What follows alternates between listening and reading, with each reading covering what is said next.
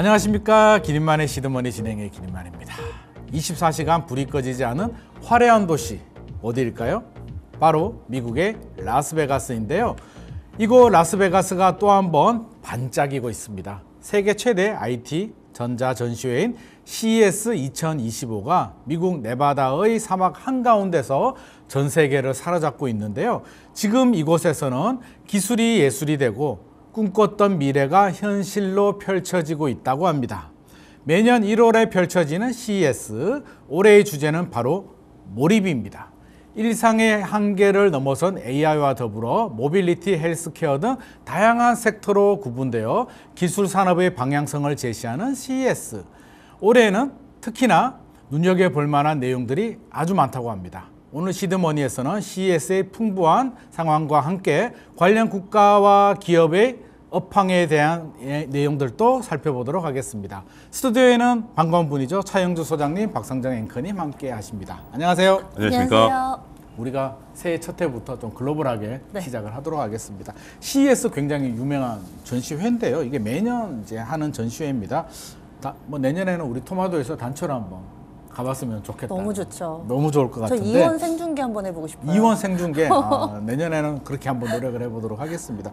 자, 이게 시대별 뭐 주요 내용들이 있는데 올해는 이제 몰입이라고 했는데 이게 시대별로 어떤 주제들이 있었는지 소개를 좀 해주시면 좋을 것 같습니다. 네, CES는 커스터머 일렉트릭 쇼의 약자로 CES가 된다고 합니다. 그래서 연초 되면은 막 뭔가 계획도 세우고 다들 차분하게 웜업을 할 것 같은데 사실 주식시장에서는 시작하자마자 뭔가 들이닥치는 행사 같은 그런 가장 첫 번째로 만나는 행사, 약간 고유명사 같이 그 한 해를 알리는 이 대규모의 이벤트로 자리 잡고 있습니다. 그래서 존재감이 더 크지 않나라는 생각도 해보는데 세계 3대 가전 전시회가 있습니다. 지금 말씀드리는 CES 그리고 모바일 월드 콩그레스라고 해서 MWC, 이거는 이 스페인에서 열리고요. 바르셀로나에서 열리고, 그리고 IFA라고 IFA, 이거는 베를린 가전 베를린 국제가전박람회인데 이렇게 3대 전시회, 네, 그렇습니다. 독일에서 열리고 이렇게 3개가 꼽히는데요. 사실 나머지 2개는 존재감이 예전만 하지는 못한 것 같아요. 그리고 CES는 여전히 이 3개의 가전 박람회 가운데서도 가장 존재감을 드러내고 있습니다. 역사적으로도 깁니다. 1967년부터 좀 시작이 됐더라고요. 그래서 그때 같은 경우는 시카고 라디오 쇼라고 해서 소규모 가전 행사였고 1년에 2번 정도 열렸던 것을 시작으로 했는데, 그런데 이 6월에 CES가 여름에 하면서 인기를 끌지 못하면서 1998년에 라스베가스에서 1월 달 1년에 한 차례만 열자 이렇게 전환을 했고요. 그 이후에 점점 더 몸집이 커져갔다고 합니다. 지금 역사가 좀 길다 보니 주요 어떤 흐름이 있었는지 질문을 해주셨는데 보면은 70년대 이렇게 한 10년 단위로, 물론 정확히 10년 단위는 아닌데 큰 기술의 흐름이 있구나라는 걸 느끼게 됩니다. 주요 이벤트들을 보면은 1970년에 필립스가, 지금의 필립스와 그때 필립스는 또 다를 거예요 아마. 필립스가 VCR을 세상에 공개를 해서 그때 떠들썩했고, 그리고 80년대는 일본의 가전업체 소니나 파나소닉 이런 업체가 주름 잡았었답니다. 그리고 전체적으로 이 80년대는 뭐가 있었냐면은 이 PC, 컴퓨터의 향연이었다라고 볼 수가 있습니다. 시대를 앞서 나가네. 미리 좀 제시를 해주는 역할을 하는 것 그래서 같습니다. 80년대는 애플과 IBM 이전에도 코모도어 64라는 컴퓨터가 있었는데 그게 또 시장을 석권하는 그런 모습을 보여줬고요. 그리고 이제는 너무나도 당연하게 컴퓨터의 액세서리도 아니죠. 컴퓨터 기본 세팅에 마우스 있잖아요. 마우스 없으면 컴퓨터를 거의 못 쓸 지경인데 이게 이 CES에서 1986년에 공개가 됐었답니다. 마우스가 86년에. 이렇듯 그때는 PC와 관련된 주변기기, 뭐 PC 이런 발전을 보여줄 수 있는 시대였고요. 그리고 90년대는 이제 휴대폰, 스마트폰으로 넘어갑니다. 그래서 90년대 스마트폰 관련해서 좀 기억에 남는 이벤트로는 1996년에 모토로라가 스타텍을 선보였대요. 근데 이 스타텍이 세계 최초의 플립폰이었다고 합니다. 플립폰? 네, 그래서 이 휴대폰이 96년도에 나오게 됐고, 그리고 이 90년도 후반과 2000년대 초반에는 CES, 저는 여기서부터 좀 기억이 나거든요. CES가 그때부터는 TV 누가 더 크게 하나 크기 예, 경쟁. 그 경쟁이었어요. 그래서 CS 할 때마다 누가 부스를 더 크게 하고 누가 이 디스플레이를 몇 인치짜리를 했는지. 이게 몇 년 전만 하더라도 삼성, LG도 막 경쟁하고. 네, 그랬던 것 맞습니다. 같습니다. 그래서 네. TV의 대형화 경쟁을 하다가 이제는 뭐 스마트 TV, IPTV 이런 식으로 매해마다 새로운 TV를 선보였던 그런 자리였어요. 그리고 2010년도로 이제 슬슬 넘어오면서 TV는 커질 만큼 커졌으니 그렇죠. 다른 쪽으로 이제 기술이 넘어가는데 가상현실이 2015년도 이 CS에서 선보이게 됩니다. 그래서 AR, VR, 뭐 증강현실, XR 뭐 이런 이야기 많이 나왔던 때가 2010년도 때. 그리고 2010년에서 2020년으로 살짝 넘어가면서 현재까지 이어지는 흐름이 AI. 네, 전 AI. 세계가 집중하고 있는 AI 2020년대 이렇게 정리를 해볼 수 있겠습니다.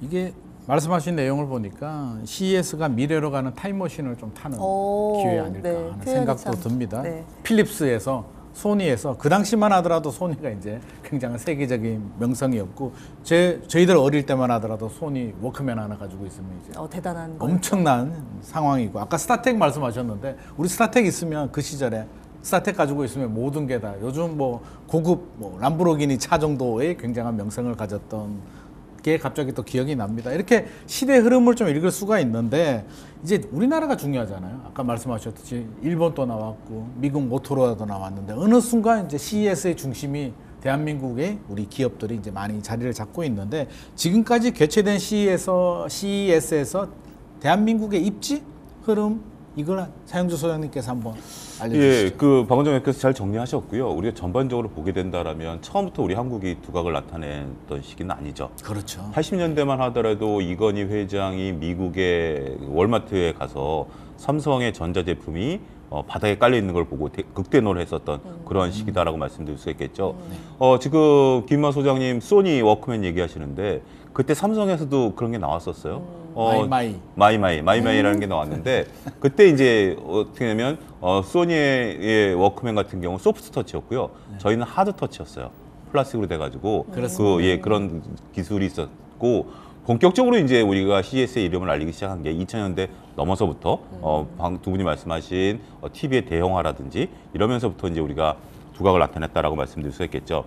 CES는 뭐 일본, 우리만 참가하는 게 아니라 이번에 2025 같은 경우는 무려 160국에서 4,500개 기업이 참여를 합니다. 그렇기 때문에 굉장히 많은 기업들이 참여를 하고 있는 건데 여기서 지금 괄목할 만한 성장세를 좀 나타낸 것을 보면 이 CES에서도 네 그룹을 따라서 이제 각 나라들을 선정을 합니다. 그게 이제 이노베이션 챔피언 그룹이 있고요. 그다음에 이노베이션 리더스 그룹, 그다음에 어댑터 그룹, 모디스트 이노베이터 그룹이 있는데 이번에 우리가 최고 등급인 이노베이션 챔피언 그룹에 들어갔습니다. 여기에 이제 산업통상부가 공식적으로 밝혔는데요. 여기에는 미국과 영국, 일본, 프랑스, 독일, 우리나라가 좀 들어가 있다라고 말씀드릴 수 있겠고 중국이 따라오고 있죠. 중국은 어딜까요?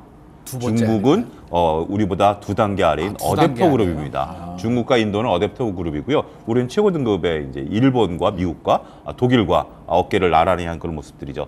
CES의 변화를 놓고 본다라면 과거 이제 마우스, 우리가 이제 뭐 핸드폰 아니면 전체적으로 봤을 때 여러 가지 이제 기술들이 CES를 통해서 어떻게 보면 하나의 퍼포먼스, 그 다음에 새로운 기술의 도입 이런 거였다라면 한동안 2010년대 15년 이후부터는 XR 기기라는 이제 새로운 기술들이 나왔지만 실용화되지는 못했었던 것들이 상당히 많아요. 그러한 어떻게 보면 기술의 캐즘이다라고 저는 말씀드릴 수가 있겠는데 기술이 얼리어답터 시대를 떠나서 대중화되는 단계를 넘지 못했는데 우리가 이제 2021년, 2022년, 3년 이렇게 넘어오면서 특히 2023년부터는 인공지능이 이제 나타나기 시작하면서 이것이 접목이 되기 시작했고 그게 이제 어떻게 보면 처음 퍼포먼스를 보였던 게 2024년이고 이제는 인공지능과 접목된 어마어마한 것들이 2025년엔 쏟아졌다. 그러니까 뭔가 하나 기술 개발이 되고 이거는 이제 어떻게 실용성과는 약간 차이가 있을 수도 있어요. 하지만 그렇다 하더라도 이 퍼포먼스를 보이기 시작한 게 지금 여러분들 화면상에 잠깐 로봇계가 나왔는데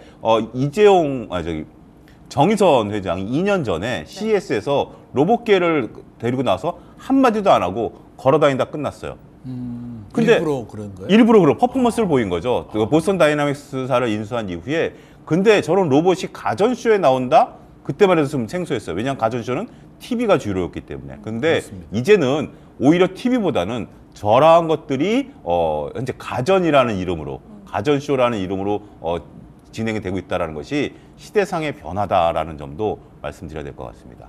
이제 단순히 이제 가전 제품에서 AI 로봇으로 이제 진화하고 있다라는 좀 생각이 드는데 차영주 소장님께서 그 말씀을 하셨어요. 160개국에서 4,500개 기업이 이제 네. 참여를 했다고 하는데 굉장히 많은 기업들이 몰렸는데 뭐 역대 최대 규모라고 합니다. CES 2025에 뭐 우리나라 기업들도 당연하고요. 해외 기업들 많이 참여를 했는데 주로 우리가 눈여겨봐야 될 어떤 기업들이 참여를 했는지 우리 박성재 앵커님께서 간단하게 좀 알려주시죠. 네. 상당히 많은 기업들 가운데서 178개 업체가 한국 업체고요. 그리고 이 IT가 이제는 뭐 사실 자동차도 전장화라고 불리기 때문에 이 전기 제품으로 대부분 분류를 하고 워낙에 좀 산업이 광대하게 좀 펼쳐지다 보니 전 세계적인 빅테크 업체, 뭐 아마존, 구글, 인텔, 소니 이런 업체들은 너무 뭐 기본적으로 물론이고요. 네. 이번 참가하면서 좀 주목을 받았던 것은 도요타가 이 도요타. 세계 1위 자동차 판매 업체잖아요. 그렇죠. 도요타가 굳이 자동차 회사가 참여를 했다고요? 그런데 사실은 이 전장화 얘기도 앞서 말씀드렸지만 한동안은 CES에서 이 모빌리티가 핵심이었었어요. 근데 그럼에도 그렇군요. 불구하고 도요타가 그때 모습을 드러내지 않았는데 5년 만에 CES 참가했습니다. 그래서 이번에 5년 만에 참가를 해서 뭔가 어떤 자동차를 딱 내놓고 이게 아니라 우분시티라고 스마트 도시 공개하는 부분이 있었고요. 그리고 또 국내에 이 업체 가운데서 저는 좀 눈에 띄는 업체가 아모레 퍼시픽이 여기에 있어요. 화장품요? 네, 지금도 소장님도 의아하게 반응을 하시는데 화장품하고 전자하고 무슨 너무 관계가 깊더라고요. 왜냐하면 그래요? 이번이 처음이 아니라 2020년부터 계속해서 매해 참여를 했고 또 혁신상도 매년 수상을 했고 그래요? 그랬대요. 소장님 앞으로 그 화장품과 인공지능이 접목된 거 굉장히 필요하실 겁니다.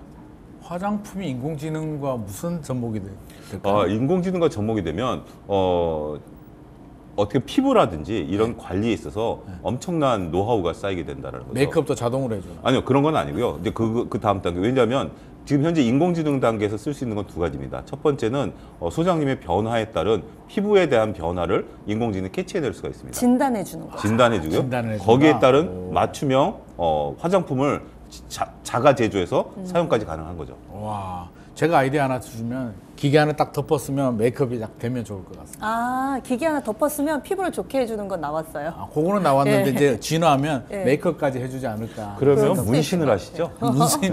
문신을 해야 될까요? 예. 좋습니다. 그럼 계속 또 그래서 아모레 퍼시픽이 예전에는 이 립 큐어 빔이라고 해서 그게 어떻게 접목되냐 말씀하셨잖아요. 네. 이렇게 그냥 립스틱 팁 같은 걸 이렇게 갖다 얹으면 입술의 온도라든지 현재 건조함이라든지 이런 거를 캐치를 해서 또 알아서 이 제품의 제형이 좀 달라진다거나 이번에 선보인 건 뭐냐면 이 매직 미러 같은 느낌인데 앞에 앉아 있으면 나를 진단해주는 그런 거울에? 것을 와. 이 아모레 퍼시픽이 삼성전자하고 협업을 했습니다. 그래서 이제는 IT 산업 뭐 이렇게 딱 구분할 수는 없는 것 같아요. 워낙에 모든 부분에 있어서 IT 기술이 접목이 이야. 되고 거기에다가 또 그러면 애플도 당연히 있을 것 같지만 애플은 참여하지 않습니다. 애플은 원래 이 다양하게 제품 라인업을 가져가는 회사도 아니고 비밀스러운 데다가 이 본인의 회사 그러니까 애플 자체 행사가 워낙에 크기 때문에 여기에 힘을 실지 다른 데 가서 이렇게 부스 차리고 이런 거 안 해요. 너희들한테 가서 안 하겠다. 그래서 애플 같은 경우는 파트너사를 통해서 약간의 혁신적인 시스템 같은 공개는 있었지만 애플은 참여하지 않습니다. 아, 진짜 의외네요. 참여해야 될 것 같은 애플은 참여하지 않고 전혀 의외인 아모레 퍼시픽이 참여했다는 게 저는 좀 깜짝 놀라울 일인 것 같은데 그래도 올해 화두는 뭐 뭐니 해도 AI 같습니다. 인공지능인데 앞서서 말한 기업들이 이제 물론 그 아모레 퍼시픽도 인공지능이 이제 결합이 된 것 같기는 한데 AI 관련해서 이제 미래의 화두이기도 한데요.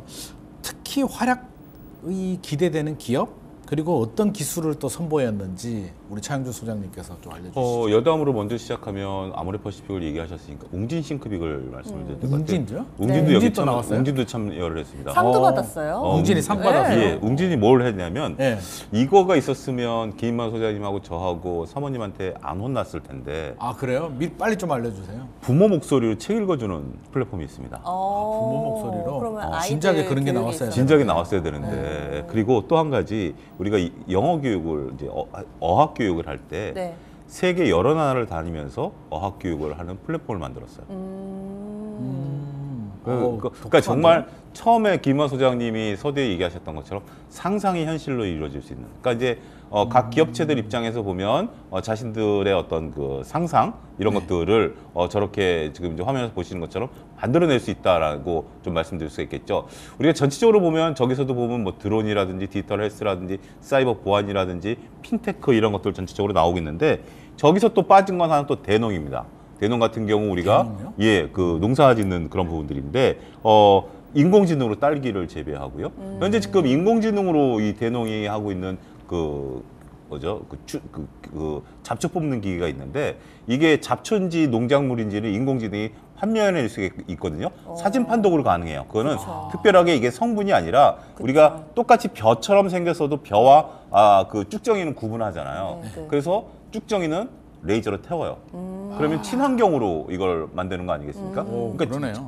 농작기가 쫙 하면서 쭉쭉쭉쭉 하면서 그냥 쭉 가면 그 쭉정이만 태워버리는 그런 것들을 대농이 이미 만들었다라는 측면에 있어서는 굉장히 좀 중요하고요.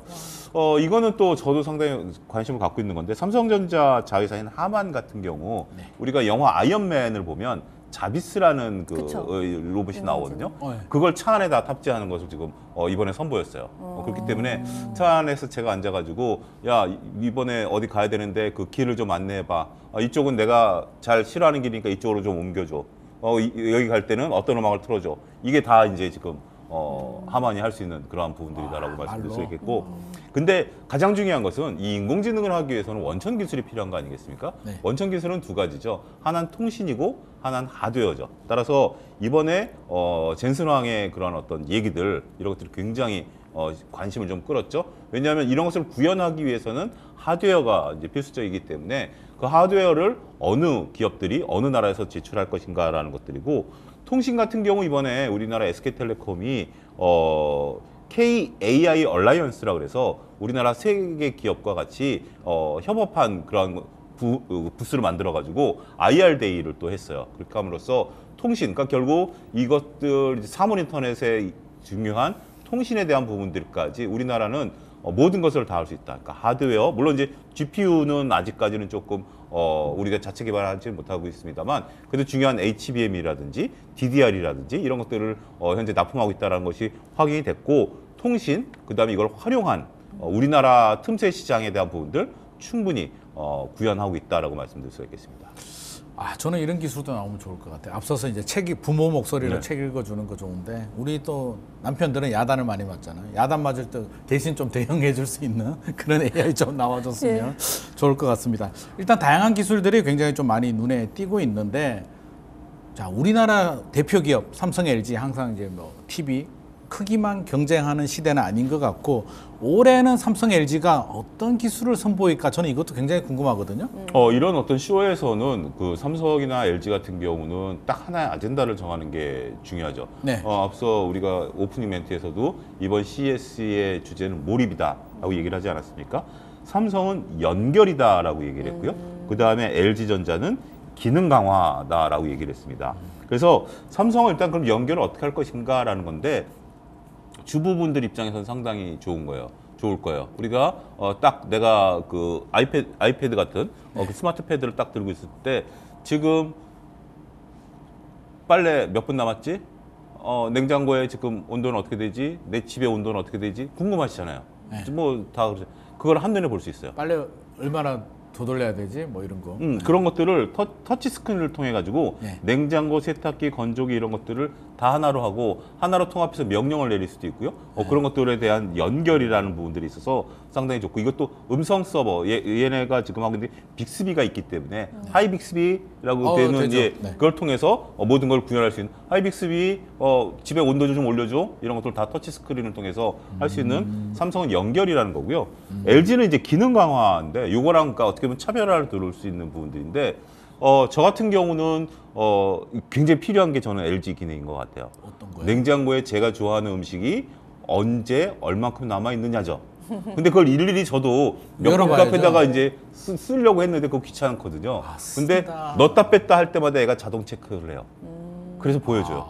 뭐 사과가 3개 있는데 2개 남았다. 뭐 이런 거. 그러니까 사과가 지금 현재 2개 남아 있는데 요거 둘 중에 하나는 일주일 된 거고 하나는 어제 넣은 거다. 그 정도로요? 그렇게 그런 식으로. 왜냐하면 이 출입 시간이 다 이게 되는 거니까 이런 것들을 자동적으로 인식할 수 있는 LG 시그니처 그 기능 강화 이 부분이 LG의 화두다 이렇게 말씀드릴 수 있겠습니다.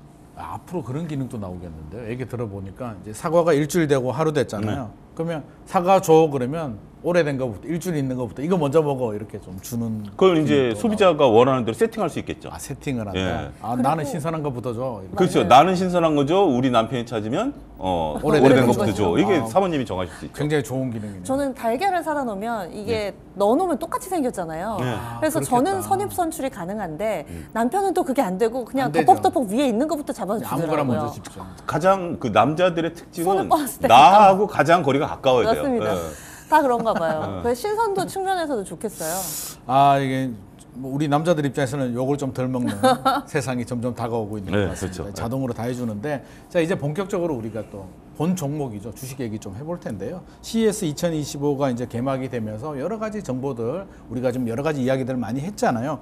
결국에는 이제 관련 주들 주식 반응들이 있을 것 같은데 이 반응은 어떻게 나왔을까요? 주식하시는 분들이 이번 주 좀 재밌으신 것 같아요. 네. 왜냐하면 연초 들어서 우리 증시가 좀 달라지기도 했고 이 CES에 따라서 시시각각 바뀌어가지고요. 그러니까요. 일단은 이 CES가 현지 시간으로 7일부터 10일까지잖아요. 그런데 사실 가장 중요한 날은 현지 시간으로 6일입니다. 그러니까 우리로 따지면 전야제 성격의 그 날인데 이 날이 현지 시간으로 6일이 가장 중요해서 뭐 기조연설도 이날 있고 그리고 삼성, LG나 나머지 기업들도 신제품을 내놓는 게 6일날 일단은 공개를 하고요. 기사는 그때 다 나오고 그리고 7일부터는 일반 관객들이나 바이어들의 반응을 좀 보는 시기여서 결국에는 현지 시간 6일이 가장 중요했고 따라서 우리 시장에서도 기대감이 극에 달했던 날이 이번 주 월요일 6일이었습니다. 6일에 무슨 일이 있었냐면은 그때는 아무것도 알 수가 없잖아요. 막 젠순왕 CEO가 로봇개랑 올 것이다. 뭐 양자를 뭐 어떻게 할 것이다. 막 여러 가지 전망들이 있었는데 이런 가운데서 시장의 투심이 어디로 향했냐면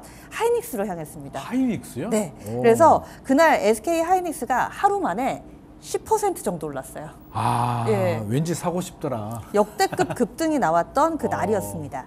그래서 그날 하이닉스가 이렇게 오르다 보니까 반도체 소재 부품 장비 이 중소형주들까지 일제히 급등을 하면서 6일을 이렇게 기분 좋게 보냈습니다. 그러네. 그리고 나서 이제 핵심이 기조연설하는 젠스낭 CEO 연설이었는데 그게 우리 시간으로 7일 오전 11시 30분부터 시작이 됐거든요. 그래서 저도 방송 끝나고 와서 저희 방송 틀어놓고 옆에다 이렇게 같이 틀어놓고 좀 계속해서 모니터를 했는데 그때 보니까 11시 30분이니까 장중의 움직임을 좀 볼 수가 있었는데요. 오히려 그때를 기점으로 해서 반도체주들이 다 안 좋아집니다. 안 좋아져요? 네. 그래서 7일 날 대체적으로 좀 시큰둥한 반응이었고요. 그리고 IT 종목군들 내에서도 약간은 어제 그러니까 6일과 같은 그런 열기가 사라지더라고요. 그래서 일부 전문가들은 CES 모멘텀은 재료 노출로 해서 끝났다. 뭐 이렇게도 얘기를 했습니다. 그래서 반도체가 하루짜리인가? 라고 생각을 했더니 8일 날에 무슨 일이 있었냐면요. 8일 날에 삼성전자 실적 가이던스가 발표가 됐는데 어닝 쇼크였어요. 어닝 실적이 쇼크? 굉장히 그렇죠. 안 좋았어요. 맞아요. 안 좋았는데 그날 삼성전자가 4% 가깝게 올랐습니다. 그러니까 예. 이게 무슨 일이냐고. 근데 그날 오후에 또 무슨 일이 있었냐면은 젠스당 CEO가 이 한 이야기 가운데서 좀 힌트가 있었는데 우리나라 기업들에 대한 언급이 기조연설에서 없었거든요. 그렇다 보니까 좀 실망감이 있었고 근데 오후에 전해진 얘기로 기자들이 이렇게 막 묻고 답변하고 하는 과정에서 마이크론 것만 쓰는 게 아니라 이 한국 것도 쓴다 이런 비슷한 뉘앙스가 나왔다. 라고 하면서 그 8일 오후부터 조금씩 움직임이 나타나더니 9일날 오전에는 또 다시 하이닉스가 매기를 잡고 또 급등세를 펼치면서 이번 주 반도체는 뭐 들쭉날쭉 종목별로는 약간 차이가 있지만은 여전히 강한 움직임 나타내고 있고요. 반도체는 이런데 양자하고 로봇은 다소 좀 재료 노출이 확실하게 돼 있기도 했고 뿐만 아니라 역시나 젠스당 CEO가 지금 기간 중이기 때문에 내내 기자들을 만나고 노출이 되다 보니까 멘트 하나하나에 종목군들이 반응을 하는데 양자에 대해서 좋지 못한 멘트가 있었습니다. 실현되려면 한 30년 걸린다 얘기 30년이요? 나오면서 네. 제 생에 못 볼 수도 있겠네. 네, 그래서 양자 관련된 종목군들은 급락하면서 시장에서는 이런 반응을 나타내고 있습니다. 이게 격세지감이라고 할까요? 예전에는 뭐 스티브 잡스 나온다든지 하는데 요즘은 이게 젠슨 황 입만 바라보는 것 같습니다. 모든 게 젠슨 황이 무슨 얘기하느냐가 굉장히 중요한데 뭐 기조 연설에서 당연히 뭐 AI 리더이기도 한데 젠슨왕 한마디 한마디가 이렇게 출렁출렁 되는데 젠슨왕이 무슨 얘기했는지 조금 더 알려주시죠. 무슨 얘기했냐면요. 네. 제 자켓 멋있나요?로 시작했습니다. 자켓이 멋이냐고? 그분 항상 가죽옷. 이렇게. 맞아요. 왜 가죽옷을 그러니까 그렇게? 지금 차 소장님도 기억을 하고 계실 정도로 그의 시그니처가 됐잖아요. 근데 네. 저는 요즘에 젠슨왕을 보면 예전에 스티브 잡스가 좀 떠오릅니다. 스티브 잡사는 검정 목티, 그쵸. 청바지. 그쵸. 거기에다가 지금은 단종됐는데 신발 좀 좋아하시는 분들은 뉴발란스 992라고요. 아, 그랬나요? 그게 그 스티브 잡스의 시그니처 모델이에요. 신발, 운동화. 아, 근데 그래요? 지금은 단종이 돼서 993 이 스티브 잡스 운동화 이렇게 치시면 그냥 나오는 그 모델이 또 그건 있습니다. 몰랐네. 그런 것처럼 이번에 젠슨왕 CEO 가죽 자켓 이거는 사실 뭐 주가라든지 산업에 영향은 안 미치는데 네. 그냥 재미로 네. 그 가죽 자켓이 요번에 입고 온 것은 1,200만 원짜리랍니다. 가죽이 1,200만 원짜리. 근데 사실은 가죽이 진짜면 비싸기도 하고 하잖아요. 근데 이게 브랜드 명이긴 한데 톰포땡이라고 하는 남성분들이 많이 입는 명품 브랜드의 가죽 이게 자켓이고요. 하나 사입을까 싶었는데 안 되겠군요. 예, 그래서 그런지 완판은 아직 안 됐다고 하는데 아무튼 그것도 유명하고 네. 이렇게 해서 자연스럽게 좀 등장을 했는데 워낙에 이 헐리우드 인싸들 저리 가라 할 정도로 줄을 많이 서가지고요. 그래서 장사진을 이루면서 행사가 약간 좀 지연되기도 했습니다. 주요 멘트를 세 가지로 알아보면 첫 번째는 AI 시대의 도래 이 부분에 대한 언급이 있었고 그리고 블랙엘 제품 어떤 거 얼마에 내놓을지 이 부분도 관심이 많았는데 이 지포스 XTR 50 시리즈 공개를 했습니다. 근데 여기에서 멘트가 나온 게 여기에 마이크로 테크놀로지의 메모리 칩인 GDDR7 그러니까 그냥 메모리 D램이라고 생각하시면 될 것 같아요. 이 마이크론 테크놀로지 거 쓴다라고 아예 멘트를 했고요. 근데 여기에서 삼성전자나 SK 하이닉스가 언급이 됐더라면 아마 그날 주가는 좀 다르지 않았을까라는 아쉬움도 좀 남고 그리고 로봇과 관련해서도 로봇 공학을 위한 플랫폼인 코스모스라는 걸 발표를 했는데 이거 활용하면 로봇을 누구나 쉽게 개발할 수 있다 이런 거였고요. 그리고 뭐 그 밖에 주요 멘트로는 도요타하고 파트너십 체결했습니다. 그래서 쭉 보면은 젠슨왕이요? 네. 그래서 도요타하고 파트너십 체결해서 자율주행차 개발하겠다라는 등등의 멘트가 있어서 쭉 보면 미국 반도체 업체 얘기 있었고 자동차는 도요타, 일본 얘기 있었고 우리 얘기는 없었습니다. 살짝 기분 나쁘래요. 우리 얘기도 좀 해주면 좋은데 일단 예. 박성재 앵커님께서 주요 이제 발언들 정리를 해주셨는데 젠슨왕이 워낙 중요하니까 우리 차영주 소장님께서 그 내용을 좀 더 심층적으로 평가, 분석을 좀 해주시면 좋을 것 같습니다. 근데 이제 우리가 젠슨왕을 좀 냉정하게 보게 된다라면 네. 지금 이제 화면에서도 우리가 그 옷을 가죽 옷을 보게 되면 우리가 이제 하다못해 그 디자이너 누구죠 우리 돌아가신 분? 앙드레 김님. 아, 자, 네. 자 지금 이제 젠슨왕을 이제 보게 되면 네.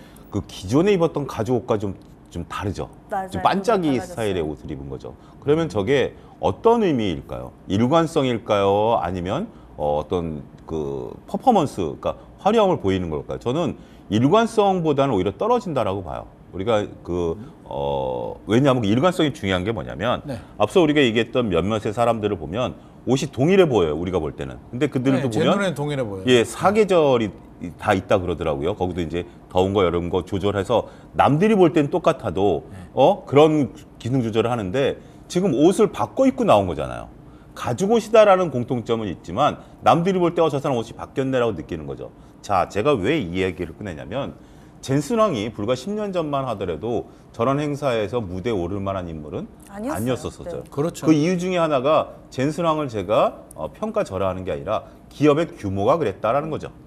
기업이 그렇죠. 사람을 만드는 거니까. 근데 이번에 젠슨왕의 얘기를 들어보면 앞뒤 안 맞는 얘기들이 여러 가지가 있어요. 삼성전자 하이닉스 제품을 쓰면서도 삼성전자 하이닉스가 그런 걸 만들어요?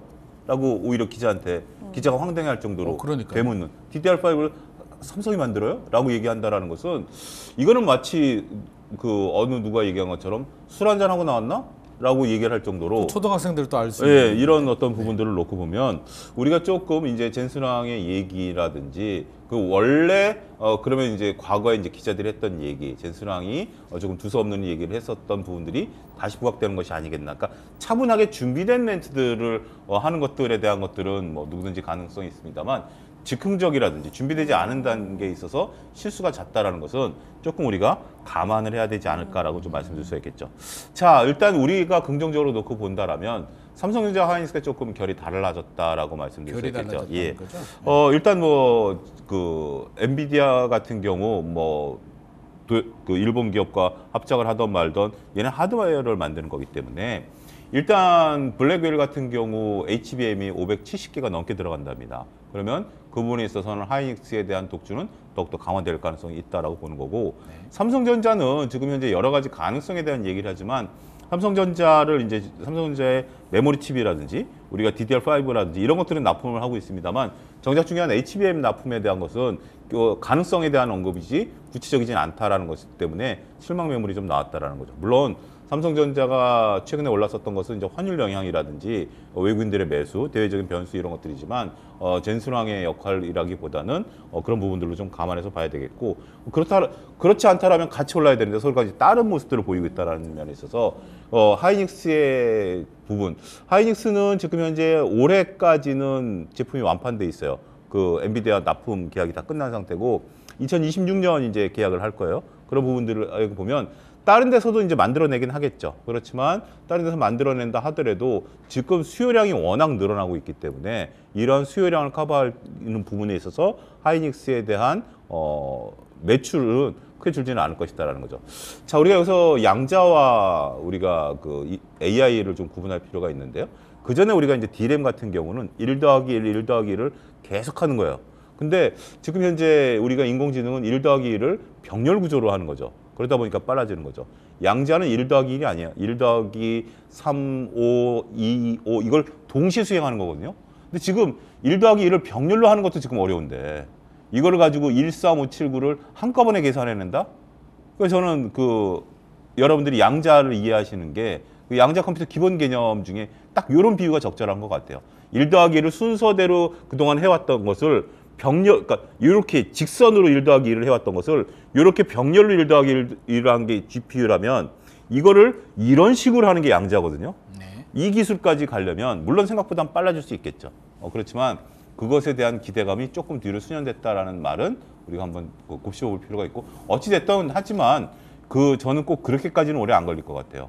어디서든지 이를 이용한 기술 개발은 생각보다 빨라질 수도 있다. 하지만 그것을 실용화, 활용화하는 단계 그리고 이것을 유지하는 단계가 있어서 이게 지금 우리가 되는 것이 양자역학 중에 뭐 극초음속 뭐 여러 가지가 있는데 거기까지 너무 문과생이니까 저도 문과생이니까 넘어가도록 하고요. 어쨌든 젠슨왕의 역할 중에 어쨌든 지금 현재 GPU와 HBM은 올해까지는 크게 흔들림은 없을 것이다. 여기서 삼성전자가 빨리 편입이 됐으면 좋겠다. 이렇게 결론 내리겠습니다. 삼성이 좀 걱정이긴 한데 네. 일단 주가를 보더라도 SK는 뭐 2025년까지는 뭐 끝났고 2026년에도 뭐 말씀 들어보면 뭐 순항할 것 같다라는 생각이 듭니다. HBM이 굉장히 중요한데 결국엔 엔비디아가 이제 가장 핵심인 것 같고 삼성, SK 뭐 기조는 어느 정도 정해진 것 같은데 그렇게 되면 삼성전자가 HBM 전장에서 실질적으로 패배했다고 볼 수 있을까요? 뭐 패배 선언을 한다라는 것은 조금 성급할 수 있긴 하겠습니다만 현실적으로 좀 보여지는 상황이 조금 녹록지는 않죠. 자, 우리가 HBM을 삼성전자가 왜 못 만들어내냐라는 건데 우리가 그렇죠. 반도체를 만들면서 전공정 상태 지난번 다시 한번 설명드리면 이런 어떤 하얀 쪽, 그러니까 우리가 이제 원형 이제 그 금속 원형을 보잖아요. 이게 이제 그 웨이퍼인데 웨이퍼를 자르면 이런 반도체 칩이 하나가 이렇게 나오는 거죠. 반도체 칩이 하나가 나오는 겁니다. 이 상태에서 이걸 위로 이제 쌓는 겁니다. 이게 후공정이라 그래서 이게 8단이냐 뭐냐를 쌓는 건데 그래서 병렬로 다 같이 계산을 하는 거거든요. 근데 쌓을 때 어떻게 쌓느냐가 두 회사가 공정이 다릅니다. 하이닉스 같은 경우는 이걸 쌓을 때 여기다가 이제 칩을 박아가지고 이걸 계속 쌓아가요. 그러면 안정적이면서도 이게 발열 문제가 해결이 되는데 현재 이것을 갖고 있는 게 한미 반도체의 특허거든요. 그러다 보니까 삼성전자는 현재로서 알려진 바로 의하면 이걸 접착제로 붙였어요. 접착제로 붙여도 충분히 가능한데 발열 문제가 해결이 안 된 거죠. 자, 이거는 뭐 남들이 볼 때는 뭐 엔비디아라든지 그걸 이제 또 생산하는 것 종합적으로 생산하는 게 TSMC다 보니까 이쪽에서 우리나라를 뭐 배척하는 거 아니냐라는 건데 기업은 그것도 국가라는 개념으로 생각하시면 안 돼요. 기업은 이익이라는 개념으로 보셔야 돼요. 이익을 보는데 내가 완제품을 만들어서 이익을 보는 거와 하자 있는 제품을 팔아서 이익을 보는 거는 다르죠. 그렇기 때문에 원래는 지금 현재 미국과 중국이 그렇게 갈등을 보여도 2023년 기준으로 보면 역대급 무역을 했어요. 그렇기 때문에 이건 국경 없는 전쟁을 해야 되는 부분들이기 때문에 현실적으로 보면 HBM과 관련된 삼성전자의 기술이 안타깝게도 아직까지는 하다못해 하이닉스 기준을만 충족을 못 시켰다. 하이닉스 정도가 안 되니까 지금 못 쓰는 거죠. 근데 이제 하이닉스는 어디까지 개발이 됐냐라고 하면 최태원 회장이 그런 얘기를 했어요. 젠슨왕을 만났는데 그들이 요구하는 것보다 우리가 아직 더 기술적 여유가 있다라고 이 얘기를 한 거죠.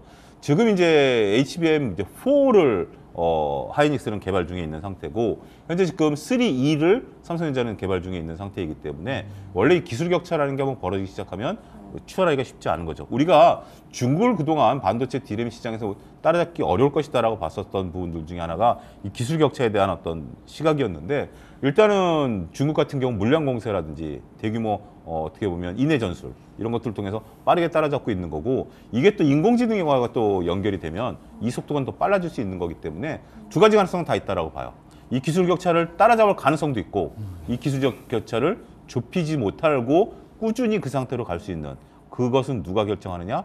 삼성전자가 스스로 결정하게 된다. 이렇게 말씀드릴 수 있겠습니다. 그런데 그 젠슨왕 CEO 기조연설 말고 그 이후에 나왔던 내용들에 따라서도 시장이 계속해서 영향을 받고 있잖아요. 이 삼성전자 관련해서는 마이크론 테크놀로지한테 HBM은 SK 하이닉스에 밀리고 그리고 파운드리는 TSMC에 내주고 지금 메모리가 나도 잘해야 되는데 메모리는 이번에 또 마이크론 거를 쓴다고 하니 이도저도 지금 다 못하는 거 아닌가 이런 걱정을 했었는데 또 오늘 나온 얘기를 보니까 9일 아침입니다. 9일 새벽쯤 우리 시간으로 새벽쯤 나온 내용이 기자들과 문답을 통해서 삼성전자 이번에 그 RTX 50의 메모리 초도 물량 공급해요 이렇게 얘기를 하면서 오히려 본인이 한 얘기를 정정을 했었잖아요. 여기에 삼성전자하고 SK 하이닉스 거 메모리 쓴다고 얘기를 했고 그리고 또 HBM 같은 경우도 사실 우리가 젠슨왕이 아니면 이렇게까지 기대를 안 했을 것 같은데 그 삼성전자한테 와가지고 칩에다가 젠슨왕이 어프로브드 그 본인 사인하고 가서 그래서 더 기대를 했었는데 결국엔 1년 내내 못했고 이번에 새로 디자인을 할 거고 잘 해낼 거다라고 얘기를 했잖아요. 그래서 이런 부분들을 이번에는 좀 믿어도 될지 이게 좀 궁금하고요. 그리고 두 번째로는 최태원 회장하고는 또 만났잖아요. SK 하이닉스 최태원 회장하고 만났는데 이 최태원 회장이 이 피지컬 AI에 대한 논의가 있었다라고 얘기하는데 피지컬 AI에 뭔가 육체를 덧붙이면 뭐 이게 로봇이 될까 뭐 이런 생각들도 들던데 이런 부분들도 조금 더 알려주시면 좋을 것 같아요. 일단 뭐 그 최태원 회장하고 만난 부분에 대한 것은 우리가 좀 더 지켜봐야 될 것 같아요. 어떤 새로운 기술 개발 관련된 부분들이고 그러면 이 얘기에 대한 종합적인 건 뭐죠? 여전히 우구는 SK하이닉스로 생각하고 있다. SK하이닉스한테 우리가 새로운 어떤 기술에 대한 가능성을 먼저 타진을 하면 충분히 그쪽에서 개발할 능력이 있겠다라고 인정을 한 거죠. 삼성전자에 대해서는 우리가 원론적인 접근을 일단 해야 될 것 같아요. 원론적인 접근을 해야 될 것 같고 지금 우리가 HBM을 전혀 납품 안 하는 건 아니에요. 조금 약간 성능이 좀 뒤처진다든지 메모리는 당연히 삼성전자 제품을 쓰겠죠. 근데 두 가지예요. 젠슨왕이 말이 자꾸 왔다 갔다 하고 있다는 거. 그거 우리가 한번 보죠. 그게 팩트가 뭐가 중요한지도 중요하지만 젠슨왕의 말이 저렇게 바뀌고 있다는 것이 뭔가 저게 의미하는 게 나중에 이상한 방향으로 흘러갈 수도 있어요. 이상한 방향. 뭘까요? 그러니까 우리가 이런 식으로 생각하는 거죠. 기업의 내용과 상관없이 젠슨왕이 저렇게 왔다 갔다 하는 자체가 기업 리스크가 될 수도 있다는 거죠. 이건 좀 다른 우리가 지금 얘기하는 거와 별개의 문제예요. 여러분들 그런 관점으로 너무 깊게 생각하지 마시고 일단 여기까지. 두 번째는 삼성전자가 지금 우리들한테 보여주고 있는 거. 처음에 박성경 앵커 말씀하신 것처럼 지금 삼성전자가 안타깝게도 이번에 최악의 실적을 발표를 했는데 그런 상태에서 지금 현재 삼성전자가 어떤 방향으로 나아가야 되느냐라는 모델이 없는 것 첫 번째고 두 번째는 삼성전자가 지금 이제 다양한 퍼포먼스를 보이려고 하고는 있는데 삼성전자가 지금 아직까지 충족을 못했다. 따라서 저는 지난번에도 그런 출연에서 그런 말씀을 드렸죠. 천하의 삼성전자가 왜 이렇게 혀가 기냐라는 거죠. 그런데 지금 확인된 게 하나도 없잖아요. 근데 삼성전자 주가는 왜 올랐어? 라고 얘기를 할 수 있겠죠. 삼성전자 주가는 여러분들 삼성전자만이 갖고 있는 특징 중에 하나예요.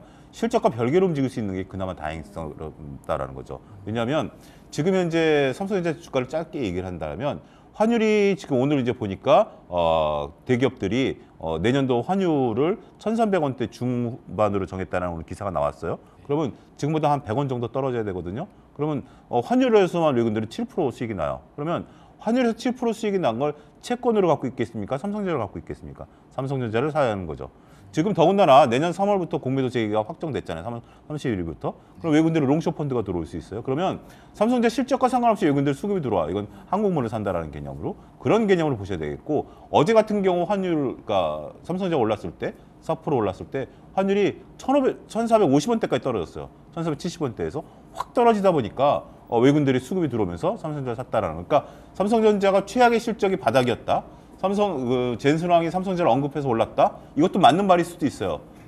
그리고 제가 얘기한 것이 틀린 말일 수도 있지만 환율과 삼성전자는 지금 같이 움직이고 있다. 이 부분도 하나의 팩트로 보셔야 되지 않을까 싶습니다. 이게 참 이게 쉬운 것 같으면서도 어려운 것 같기도 하고 여러 가지인데 네. 결국에는 삼성이 또 실력으로 또 승부를 또 보여줘야 되지 않나 하는 생각이 듭니다. 저는 이것도 궁금하네요. 우리 주식시장에서 삼성 실적 뭐 여러 가지 얘기들이 나오는데 주식시장에서는 어떤 전망을 가지고 있는지 네. 사영주 소장님 말씀과 같은 건지 그거 한번 좀 알려주시죠. 네.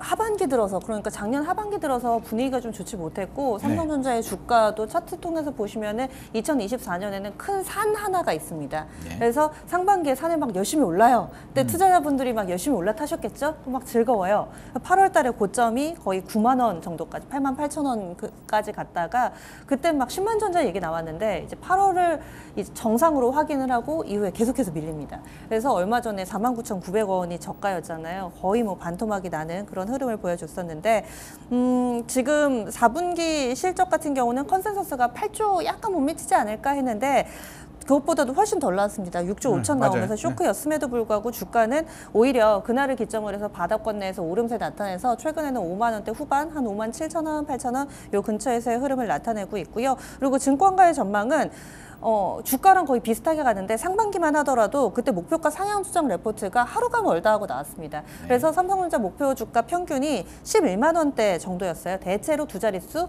10만 원대를 제시를 했었는데 최근 들어서 이 하반기 들어서는 또 이 목표가 하향 조정 레포트가 줄을 잇고 있습니다. 그래서 증권사 목표가 평균치는 7만 원대. 하지만 15개 국내 증권사 모두 일단 매수 의견은 뭐 물론 유지는 하고 있습니다. 그러면 저는 차영주 소장님한테 증권업계에 또 발을 또 담그고 계시니까 그쪽에서 나오는 필드 이야기 같은 거는 좀 살짝 좀 전해주실 수 있을까요? 필드 이야기라기보다는 이렇게 보셔야 될 것 같아요. 지금 주식시장의 과거 특징들을 보게 된다면 주식시장은 항상 동일한 패턴을 반복하는 게 있습니다. 기대감과 실적. 그러니까 처음에 인공지능이 처음에 나타났을 때는 모든 것들이 그래요. 인공지능뿐만이 아니라 뭐 우리가 양자라든지 아니면 뭐 자율주행이라든지 전기차라든지 이런 것들이면 기대감이 있을 때 주가는 굉장히 오버슈팅하는 경향이 있습니다. 그렇겠죠. 기대감이 상당히 있으니까 네. 오버슈팅을 하고 그 다음에 대부분 조정을 받아요. 뭐 그거는 항상 그렇습니다. 그 다음에 이제 그러니까 처음에 우리가 그 기대감을 가질 때는 그런 말이 있죠. 개나 소나 말이나 닭이나 모든 것들이 다 올라요. 그러니까 이제 분위기가 맞습니다. 싹 휩싸이는 거죠. 그러다가 이제 하락한 이후에 그 다음에 이제 쭉정이와 본주기가 이제 나오는 거죠. 그게 실적입니다. 네. 어떻게 보면 지금 현재 우리가 삼성전자, SK하이닉스, 그 다음에 소부장 이런 것들이 보면 전반적으로 봤을 때 이제는 기대감으로 올랐다라고 얘기를 할 수 있는 게 우리가 하이닉스, 삼성전자 올라갔을 때 물론 하이닉스가 더 주도를 했죠. 그때 어떻게 올라갔냐? 후공정이 올라갔다가 전공정이 올라갔다가 유리기판이 올라갔다가 뭐 여러 가지가 이제 다 앞으로 기술 개발 관련된 것들이 다 올랐거든요. 그 중에서 지금 아직 실적이 확인이 안 된 기업들도 있어요. 그런 상태인데 그때만 하더라도 그런 것들이 다 이제 올랐었던 것들이죠. 근데 이제 올해 화두는 저는 그런 것 같아요. 누가 어떤 전망을 내리든지 간에 이제는 사람들이 실적이 없으면 매수하기가 힘들다. 근데 이것도 또 하나의 주식시장의 특징인데 우리가 처음에 기대감으로 올라갈 때는 기존에 물렸던 물량들이 없어요. 그러니까 가볍게 올라갈 수가 있어요. 근데 네. 두 번째 올라갈 때는 물린 물량들이 있는 거죠. 조정을 받았다라는 것은 누군가 물려 있다라는 거죠. 긍정적인 건 부정적인 건 간에. 그렇기 때문에 그것을 돌파할 수 있는 힘은 뭐다?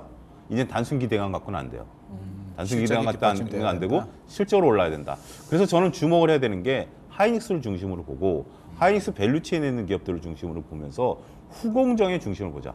전공정도 필요한 거 아니야? 전공정에 대한 기술 개발은 이미 우리가 어느 정도 선에서 멈춰 있는 상태고 후공정에서 기술을 개발. 근데 이런 것들도 다 주가 조정을 충분히 받았기 때문에 이런 것들이 되고 또 한 가지 저는 오히려 지금 현재 여기서 언급 안 된 쪽들, 전력 인프라라든지 변압기, 전선 이런 것들. 왜냐하면 이제 막대한 전기가 필요한 거 아니겠습니까? 네. 근데 그것이 시간이 지날수록 얘네들 시간이에요. 왜 그러냐면 시간이 지날수록 HBM은 경쟁이 격화될 수밖에 없죠. 그렇죠. 누군가 이것을 납품하기 위해서 하드웨어에 대한 경쟁, 그다음에 소프트웨어에 대한 경쟁. 그러니까 초반에는 제가 이런 표현을 했어요. 청바지를 누가 만드느냐면 HBM과 GPU가 만든 거죠.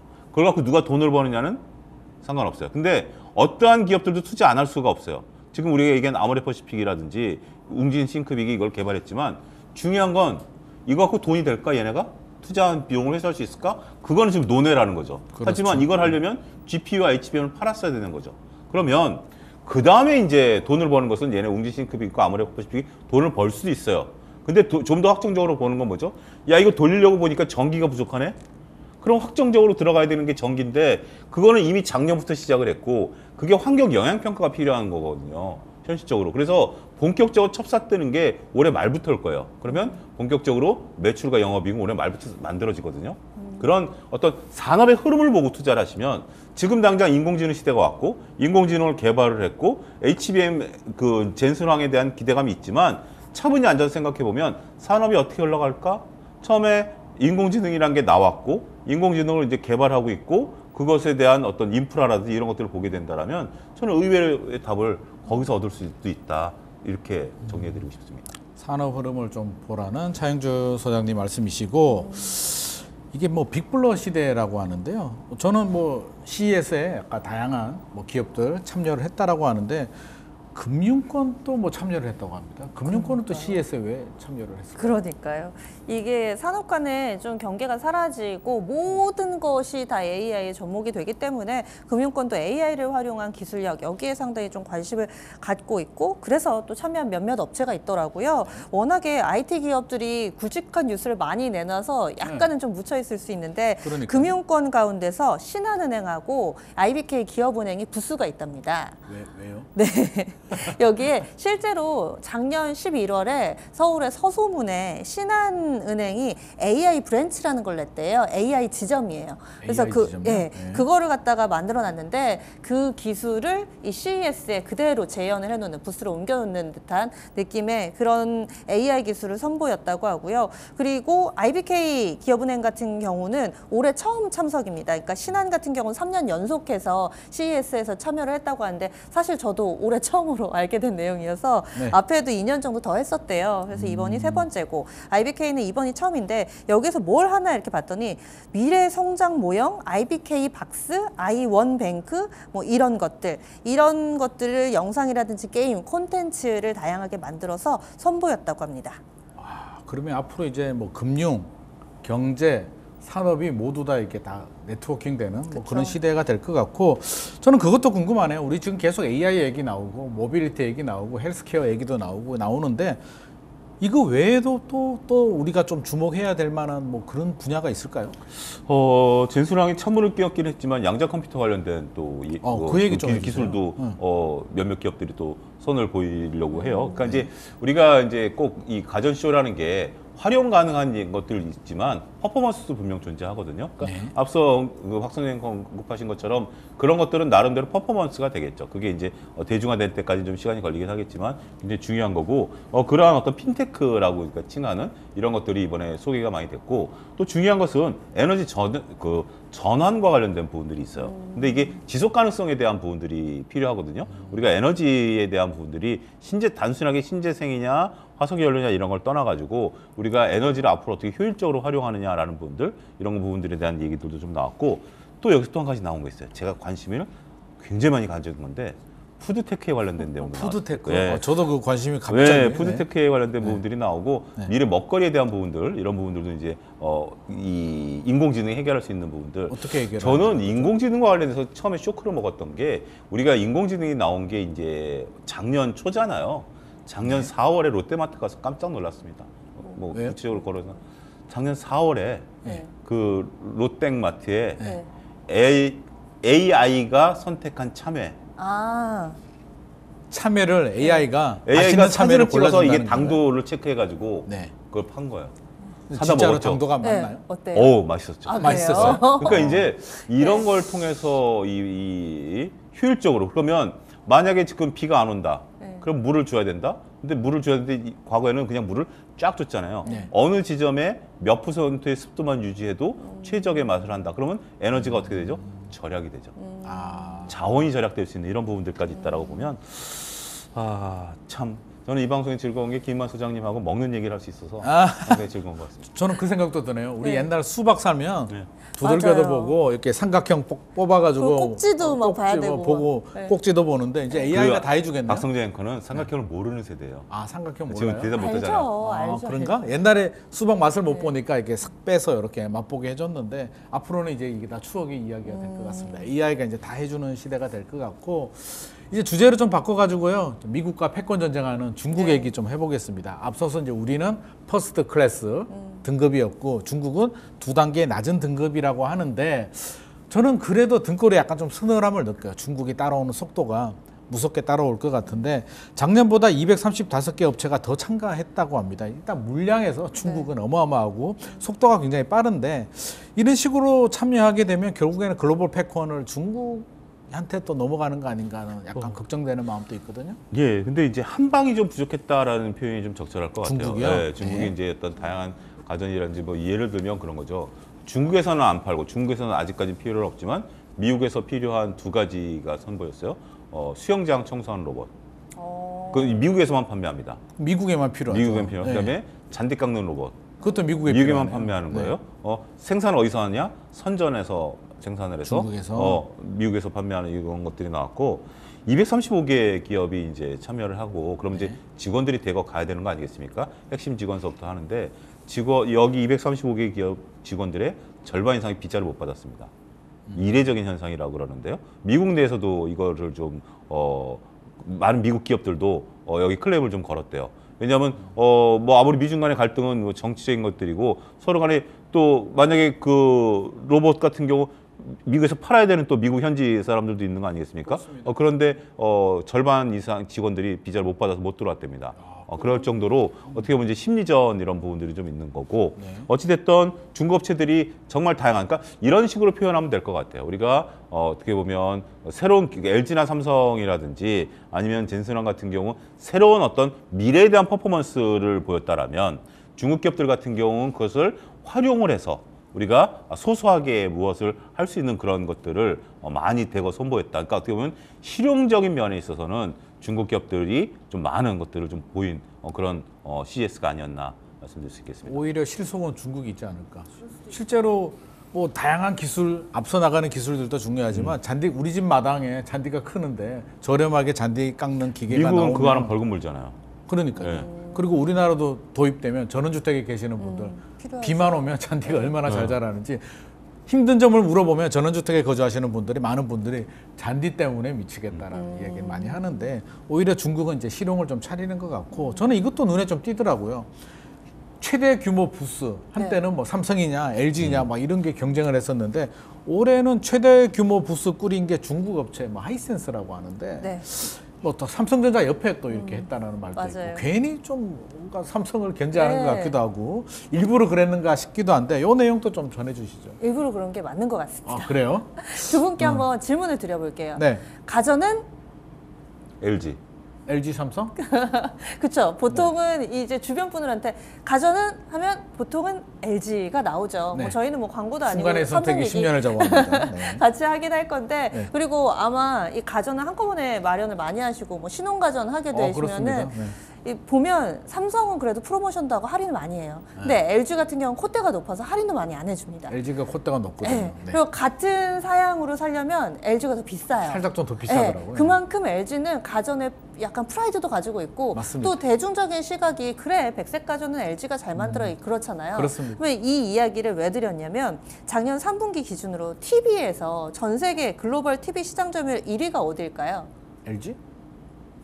LG. 삼성입니다. 삼성이에요? 근데 더 신기한 거는 삼성이 1위고요. 지금 이 업체 얘기를 하다가 얘기가 나왔는데 2위가 어딜까요? 하이센스? 2위가 하이센스라는 업체. 그래요? 사실은 저도 지금 방송을 준비하면서 하이센스라는 업체를 잘 몰랐거든요. 네. 근데 하이센스라는 업체가 2위고요. 3위가 TCL이라고. 아, TCL이요 또? 네. 그럼 TCL 도 우리 전 LG는 잘 어디로 몰랐어요. 갔어요? 우리 LG가 4위입니다. 아. 예, 그래서 보통 디스플레이 LG 잘 만든다, 뭐 가전은 LG다 하는데 전 세계 TV 쪽에 봤을 때 LG의 시장 점유율이 10% 정도밖에 안 됩니다. 근데 그게 네. 단순한 표지만 이제 프리미엄급이냐? 그래서 제가 프리미엄도 준비를 했죠. 아, 네. 네. 그래서 프리미엄 LG가 전체 1위? 예, 이거에 참 우리가 상당히 생각을 잘해야 되는 것 같아요. 기술은 상당히 빠르구나. 80인치 이상의 TV를 봤어요. 80인치요? 네, 아. 1위가 어디냐면요. TCL입니다. LG가 아니었나요? LG도 아니고 삼성도 아니고 TCL이 23%로 80인치 이상의 대형 TV에서는 이 업체가 1위고요. 의외네요. 2위가 삼성전자 19%, 그리고 삼성하고 엇비슷하게 하이센스, 4위가 LG입니다. 그러니까 LG는 많이 팔지 않아요. 그러니까 LG가 지금 뭐 이렇게 계산하고 저렇게 계산해도 LG는 1등이 아닌 거예요. 그렇다면 우리가 이제는 이 중국의 하이센스와 TCL을 경쟁 상대로 봐야 된다는 얘기일 텐데, 과거에 어떤 일들이 있었냐면은 이번에도 삼성하고 LG 부스 바로 옆에다가 어마어마하게 막 물량 공세로 차려놨어요. 근데 이 컨셉트를 보자면은 스마트홈이나 초연결이나 AI홈이나 이런 부분들은 이미 삼성, LG가 여러 차례 선보인 컨셉들입니다. 근데 이번에도 그렇고요. 지난번 CES에서도 이 중국 업체들이 게이밍이나 지속 가능이나 이런 부분을 강조를 하면서 선보였는데, 당시에도 이 한국 업체들 LG, 삼성의 전시관을 모방했다, 이런 지적을 받기도 했습니다. TCL 같은 경우는 2년 전에 LG의 이 스타일러랑 비슷한 제품을 내놓기도 했었고요. 그래서 이런 상황이 계속해서 삼성, LG를 위협하고 있는 상황이 정말 한눈에 딱 들어오는 그런 상황이라고 볼 수 있겠고요. 그리고 이렇게 가전뿐만 아니라 전체적으로 B2C의 IT 제품에 있어서는 중국의 기술력을 우리가 예전에는 중국산 이랬는데 그렇게 보실 수가 없는 게, 아마 이 로봇 청소기, 아마 남성분들이어서 잘 모르실 수 있는데 여성분들은 로봇 청소기에 막 환호하거든요. 그러더라고요. 예, 굉장히 삶의 질을 올려주는 그런 아이템인데, 그 글로벌 로봇 청소기 1위가 로보락이라고, 이게 중국인가요? 어느 업체인지는 몰라도 로보락이라는 건 주부님들이 다 알고 계시거든요. 예. 근데 이 로보락이 싸지도 않습니다. 비싸고 좋습니다. 근데 이 업체가 중국 업체예요. 이것도 중국이에요? 예. 근데 중국 업체인데 CES에 참여를 해가지고 이 로보락이 로봇 청소 업계를 선도하는 그런 업체고 되게 잘 만들더라고요. 근데 이번에 로봇 청소기에다가 팔을 달아놨어요. 로봇 팔을. 그래서 이렇게 보통 로봇 청소기를 돌리면 이런 장애물이 있으면 피해가기 때문에 그 주변 청소가 안 되거든요. 그렇습니다. 근데 구체적으로 얘기하세요. 그 김만 소장님이 벗어버린 양말 이런 거. 양말. 그쵸, 그런 거. 예. 이런 걸 그럼 로봇팔이. 이렇게. 진짜요? 네, 이렇게 치워가지고 거기를 또 이렇게 청소를 해준다고 합니다. 그래서 예전에 우리가 중국산을 생각해서는 안 된다라는 생각이 많이 들더라고요. 얼마 전에 저희 와이프도 로봇 물걸레 청소기를 하나 사서 지금 열심히 쓰고 있는데, 이 삶의- 방송을 보시면 로봇팔 하나 사자고 또 이렇게 업그레이드. 말할 것 같은데, 일단 그 생각은 드네요. 우리도 80년대, 90년대 일본의 이제 가전을 약간 좀 맞아요. 따라하기도 네. 하고 했던 시절이 있고, 지금은 뛰어넘었는데, 가장 중요한 포인트는 이제 지금은 우리가 앞서고 있으나 앞으로 중국이 우리를 따라잡느냐가 이제 가장 중요한 포인트가 될 것 같고, 여기에 또 이제 트럼프 2기가 출범하잖아요. 그래서 미국이 대중국 제재를 하게 되면서 여러 가지 복잡한 상황이 지금 맞물려 있는데, 결국에는 미중 간의 산업 관계가 우리나라에도 아마 영향을 줄 것 같아요. 이 부분에 대해서는 어떻게 생각하시나요? 일단 지금은 전혀 예측 불허인 것 같아요. 우리가 젠슨왕의 말도 왔다 갔다 하는 부분 얘기했는데, 트럼프 당선이 이제 취임이 1월 20일 날 취임인데, 보통 이제 그 선거 과정에 있어서는 서로 아젠다를 이제 가지고 말이 좀 과격해질 수도 있죠. 그만큼 그렇죠. 말이 왔다 갈 수도 있고, 좀 더 나의 이제 지지자들을 붙잡기 위해서 그렇죠. 집토끼 전략이냐 바깥토끼 전략에 따라서 말의 강도가 왔다 갔다 할 수 있지만, 이미 선거가 이기고 나서 이제 행정부를 꾸릴 때는 현실적인 부분으로 돌아와야 되거든요. 그렇습니다. 근데 이제 트럼프 당선인의 말은 여전히 좀 더 과격해지고 있는 것 같아요. 그린란드 문제라든지, 맞아요. 더 운하 과격해지죠. 문제라든지, 네, 맞습니다. 캐나다 문제라든지, 아니면 다른 나라 정치 문제라든지, 이런 부분들을 막 굉장히 강화되고 있는 부분들인 것 같아요. 그래서 일단 지금 미중 간의 관계에 있어서 보편적 관세로 갈 것이냐, 차별적 관세로 갈 것이냐 이 부분도 아직 확정을 우리가 예단하기는 어려울 것 같아요. 그래서 저는 이제 기준점으로 드리는 게 1월 20일 날 취임을 했을 때 당일날 행정성명을 어느 정도까지 세게 할 것인가. 일단 행정성명부터 시작할 거기 때문에 그런 부분들을 보고 그 다음에 한 달 내에 꾸려질 내각에서 어떠한 조치들이 나올 것이냐. 지금 현재로서는 보편적 관세로 가게 된다라면 미국은 굉장히 어려워지죠. 보편적 관세라는 게 이런 거죠. 우리가 10,000원에 사 먹던 햄버거를 11,000원에 사 먹으라는 얘기인데 어떤 미국인들이 그것을 인정을 하겠습니까? 힘들죠. 물가가 올라가면. 여기에 이제 그러면 또 파월과의 관계, 금리에 대한 부분들 이런 부분들도 있기 때문에 여기서 이제 우리가 미중 간의 갈등을 보는 것들 있는 이유 중에 하나가 그럼 과연 여기서 틈새 전략을 우리가 어떻게 가져가야 되느냐라는 부분들이거든요. 보편적 관세라면 오히려 좀 편할 수 있죠. 근데 차별적 관세가 돼야 우리한테 유리한 거고 차별적 관세 중에서 캐나다, 멕시코가 열려야 우리가 가능한 부분들이 있기 때문에 그런 부분들을 종합적으로 좀 보면서 판단하자 이렇게 정리하겠습니다. 일단 뭐 지금은 우리가 속단할 수 없는 부분이고 또 트럼프 행정부 내각이 구성되고 윤곽이 잡혀지면 또 다시 한번 또 자리를 좀 마련을 해야 될 것 같고요. 자, 오늘 마지막 질문이 좀 될 것 같은데 결국 오늘 주제가 이제 CES 2025잖아요. 관전 포인트 차영주 소장님께서 생각하시는 2025 CES 관전 포인트는 뭐라고 생각하십니까? 저는 화려함보다는 실용적인 부분들이 이제 많아졌다. 화려함보다는 실용적. 이제는 과거에는 이제 어떤 박성재 앵커가 말씀하신 것처럼 대형 TV 우리가 OLED 기술 굳이 중요하지도 않은. 어떻게 보면 하나의 이제 기술, 물론 이제 그 기술을 가지고 다양한 상용화가 이루어질 수 있는 부분들은 많거든요. 그런 어떤 퍼포먼스였다면 이제는 인공지능, 그 다음에 우리가 상상이 현실로 될 수 있는 이제 기술을 우리가 갖고 있으니까 인공지능이라는 것들도 우리가 결국 알파고가 10년 전에 나왔던 그 알고리즘을 동일하게 쓰는 거거든요. 근데 GPU와 HBM이 만들어짐으로써 구현이 가능했던 거기 때문에 이제는 상상 속에 있었던 모든 것들이 구현 가능한 그런 부분들이기 때문에 단 제가 상상하고 싶지 않은 한 가지는 있습니다. 뭐예요? 2, 3년 뒤에 두 분은 계시고 여기는 차영주 아바타가 나와가지고 방송하고 있지 않을까. 제 아바타도 나올 그 저도 없을 수 현실만은 있어요. 꼭 안 이루어지는 2026년 CES에서는 그런 현실이 안 나오기를 바란다. 이렇게 만들겠습니다. 이게 기술 속도가 굉장히 좀 빠르기도 하고요. 저 개인적으로는 또 2026 CES가 또 기대가 되기도 합니다. 또 2026년에도 CES가 열리면 또 이런 주제로 한번 더 만나보기로 하고요. 오늘 방송은 이렇게 마무리하도록 하겠습니다. 이상으로 기능만의 시드머니 마무리하도록 하겠습니다. 오늘 다양한 말씀 해주신 두 분께 진심으로 감사드립니다. 네, 오늘 차영주 소장님, 박상정 앵커님과 함께 CES 2025에 대한 다양한 이야기 나눠봤는데요. 저희는 다음 이 시간에 더 재밌고 더 새로운 이슈로 찾아오도록 하겠습니다. 시청해주신 여러분 감사합니다.